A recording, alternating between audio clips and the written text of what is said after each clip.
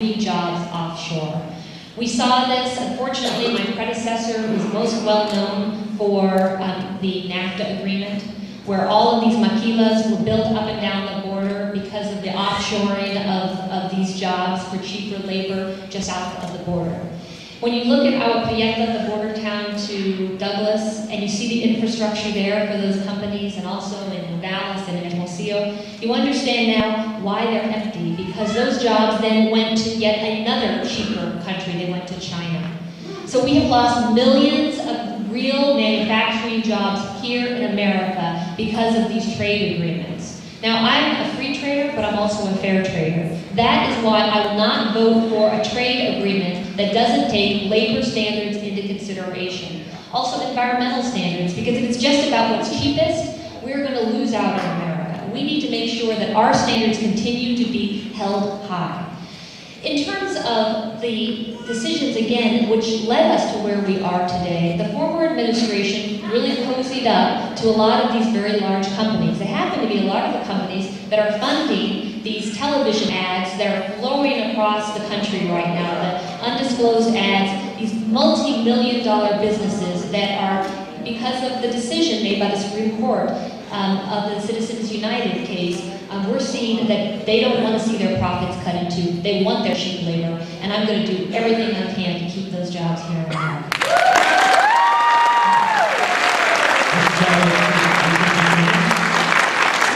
I am happy that we made it so far in this debate before Representative Giffords started running against George Bush. The prior administration is not here anymore.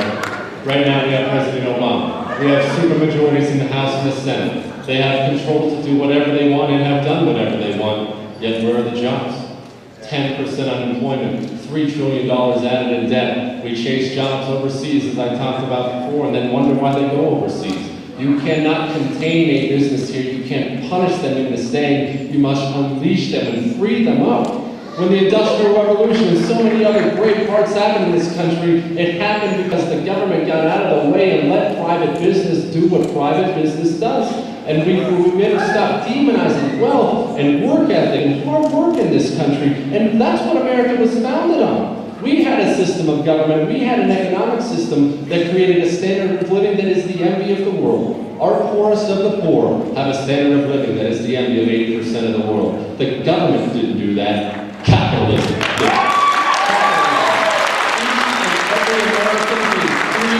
To pursue their own interests and keep their own labor. That's what did that. Corporations are not a dirty word. Businesses, small and big, are not a dirty word. You know what big businesses do? They sell you cheap paper towels. That's what big businesses do. They sell you tires and everything else. We must stop the philosophy of demonizing the job creators in this country, or they're going to leave, and they are leaving right now. And we hear this environmentally friendly, green jobs. We are out of work. Start creating jobs and stop worrying about what color they are. Green jobs are working at John Deere. The American people want to get back to work.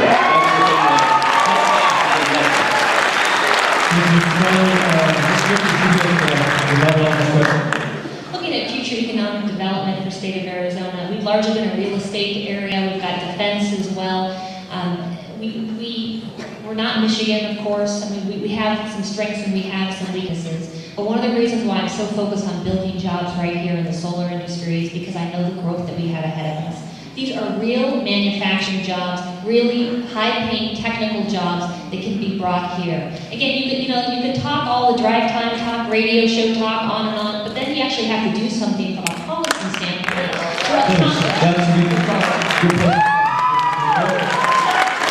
Okay, next question.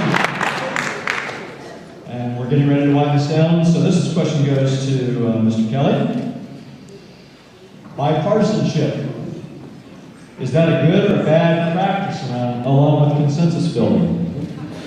Well, but it depends on what you're bipartisan doing. If you're bipartisan limiting the government, freeing the American people to pursue their own interests as they see fit, making sure America is strong, national defense is strong, that the economy is strong, then bipartisanship is not only outstanding, it's necessary.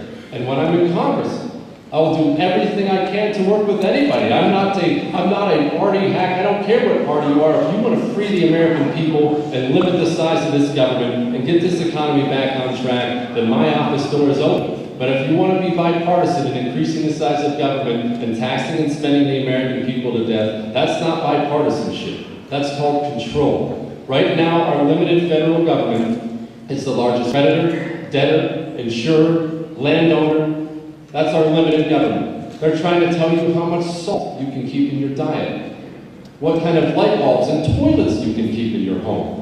If we're going to be bipartisan to work towards goals like that, then count me out. But if we're going to be bipartisan to free the American people again, then sign me up. Thank you, sir.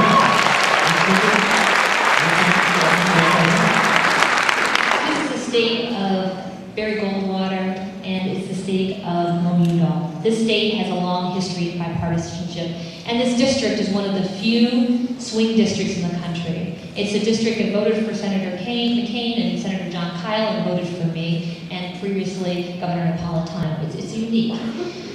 The National Journal, which is a wonky magazine that rates the 200 to 300 most important substantive votes in the Congress every year, by the most conservative to the most liberal, has rated me consistently one of the most centrist members of the entire 435 Congress. This year, I was the most centrist among all Arizonans, and these are foreign policy votes, they're fiscal policy votes, domestic policy votes, and I think that's important. I understand you sent me to Washington.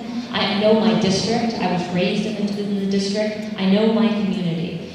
Being bipartisan matters because most Americans do not wake up thinking, is something a Democratic idea or a Republican idea? Most Americans know a good idea is a good idea, and a bad idea is a bad idea. The majority of the bills that I have sponsored in the United States Congress, the vast majority, all have a Republican co-sponsor.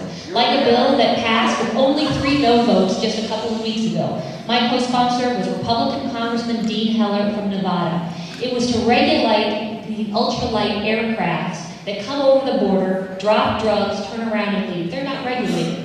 Dean Heller and I know this is important for our communities, and that's why we sponsored the legislation and got it passed out of the House of Representatives.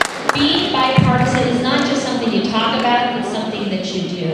And that is why last week I had the mayor of the city of Sierra Vista, the mayor of the town of Sahuarita, both Republicans, and other prominent Republicans all come together in a press conference to support me because they know that I work with everyone to do what's right for the district.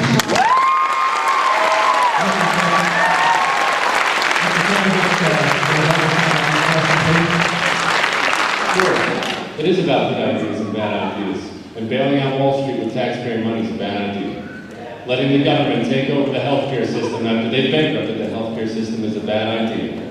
Cap and trade, sending jobs overseas, the few manufacturing jobs we have left, is a bad idea. That is not bipartisan. That's destroying this country. It's bankrupting this country. $13.5 trillion in debt with a $14 trillion GDP. If we continue on this path by 2020, we'll be borrowing money to pay the interest on our debt. Thank you, Mr. Kelly.